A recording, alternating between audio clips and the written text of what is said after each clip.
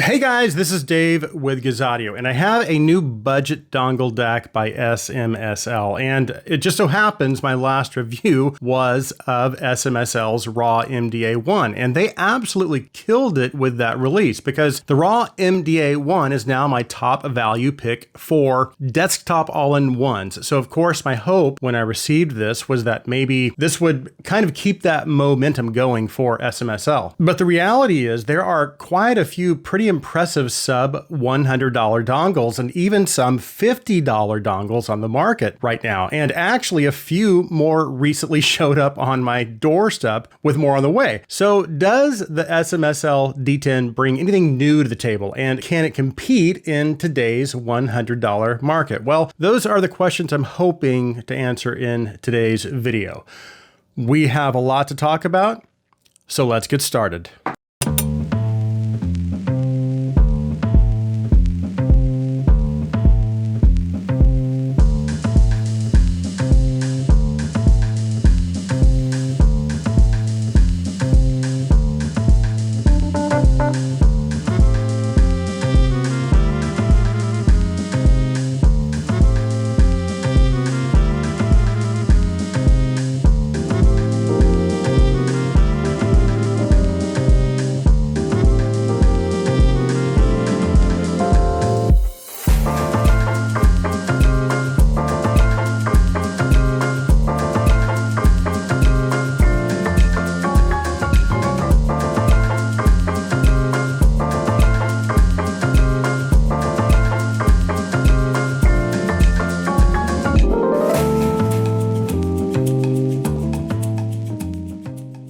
So this is everything that's included in the box. We have the D10, and then they've also included a Type-C to Type-C USB cable. On the top of the device, there are two headphone outputs, a 3.5 and a 4.4, and then on the bottom is a Type-C input, and then on the side is a volume rocker. And the D10 does only have one gain mode because I tried changing the gain with the volume rocker and it didn't work. Not really a deal breaker at this price, even though I do know there are other similarly priced dongles that do offer two gain modes like the Moondrop Dawn Pro and the Tangent Space. However, neither of those can compete with the D10 in terms of sheer power output. As a matter of fact, the only other dongle that can compete, again, just in terms of sheer power output under $100 that I own is the Fozzy DS2, which is priced at $59. So how much power are we talking about here? Well, this is where things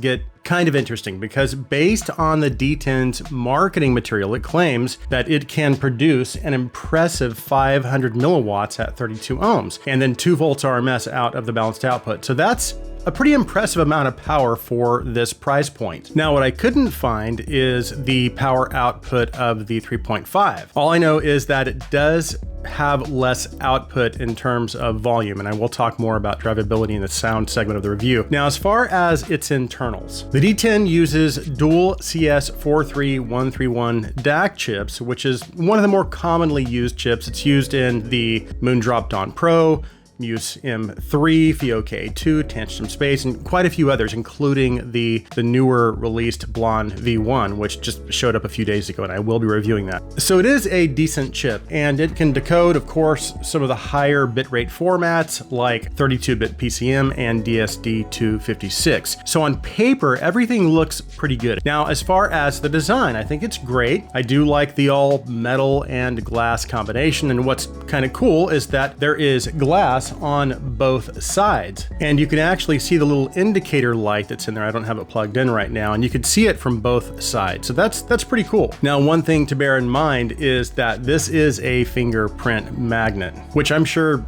is no surprise to you. And they have two color options as well. I picked up the gray one, but they do have a black option as well. So yeah, it's a pretty cool looking little device. And as far as power efficiency, it seems to be okay. I did notice a little bit of a power drain, but it does seem to be basically on par with most of my other dongles. It didn't really seem excessive at all. Okay, let's go ahead and move on to the sound.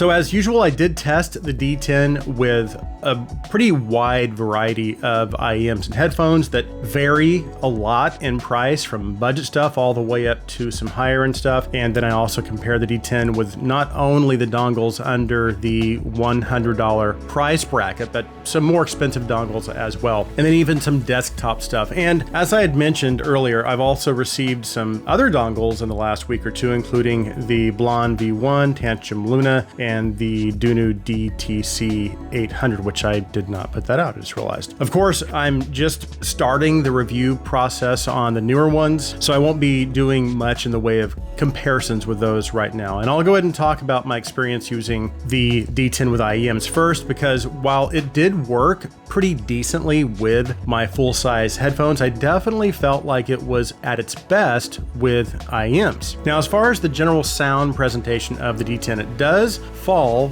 kind of within the range of linear, but it does lean a little warm, especially when compared to some of my other dongles that lean the opposite direction, like the Fozzy DS2 and the Muse M3. It actually reminds me a little bit of the Roselsa 9039, the Dawn Pro Alpha XI1, which I recently just reviewed. So again, while it does still fall within the general range of neutral, I do find it to have just a small amount of emphasis in the mid bass. And just to clarify, these differences are very minor, and while I did maybe notice it just a little bit in isolation, it wasn't something that became more discernible until I sat down and I started doing my side-by-side comparisons with other dongles. And I should also point out, for me personally, if a device is going to have any coloration at all, I would prefer it to lean a little more warm than clinical. But of course, that's just my preference. And another attribute that kind of stood out to me was that its treble presentation is a little bit on the smoother side. And sometimes there are certain devices, even some budget devices like the Onyx Xi1,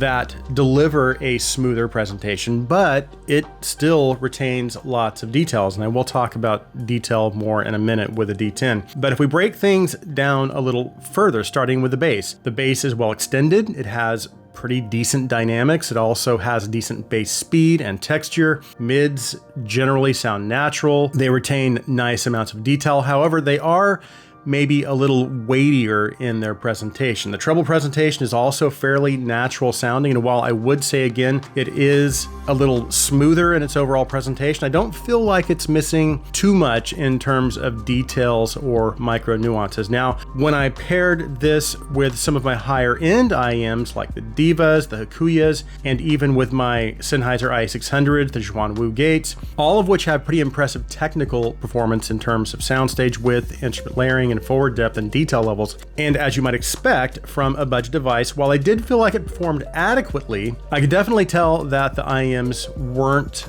performing at their peak levels, because while I did feel like the soundstage width was okay, the forward depth was maybe a little shallow in its presentation, and the detail levels, while very good for a budget dongle, again, with those sets, I could just tell the detail levels were just okay. And then of course I tested for background noise using my 2020 Andromedas, and it was completely quiet. So the background was pretty much hiss-free and noiseless. So that's my experience with IEMs. What about full-size headphones? Well, if I'm being completely honest, it was good, but basically still just about on par with many of the other sub $100 dongles that I compared it with. And again, one of the standout features of the D10 is its power output, because typically at this price point, most devices are going to land between maybe 100 milliwatts and 320 milliwatts of power output. And that applies to even some of the more expensive devices as well. And it's only been recently that you're starting to see dongle style DACs pushing into the 500 or even the 600 milliwatt territory. For example, you have the KA17, which cost $149, and that puts out around 650 milliwatts in desktop mode. Then we have the recently released Alpha XI1 that cost $109, and like the D10, it produces 500 milliwatts at 32 ohms. However, it does double the voltage to 4 volts RMS over the 2 volts RMS of the D10. But again, now we're looking at the D10, a dongle that only costs $69, and it puts out 500 milliwatts. But the question is, does that advantage in power output over similarly priced dongles actually translate into better performance with full-size headphones? And the answer is not really. Although I did have a little more headroom than some of the other dongles, but I can't say that I heard any actual improvements in the areas where I would expect to hear it, like the bass dynamics or maybe even a cleaner lower mid-range or mid-bass. And I didn't really get that. Not that the sound was bad, it just sounded like many of the other sub $100 dongles, which is still pretty good. Now, just to clarify, reaching loud volumes was not a problem, but as I approached those higher volume levels, I started to notice the mid bass and the bass starting to lose just a little bit of clarity, and it started to loosen up just a little, again, with my higher end headphones. And in the end, I still found that the two dongles that handled my higher end headphones the best were the KA17 and the Alpha XI1. But here's the reality. I can't see a lot of consumers purchasing this to pair with a set of high-end headphones. You can, you just have to temper your expectations a little, as you would with any of these budget dongles. However, it does pair quite well with many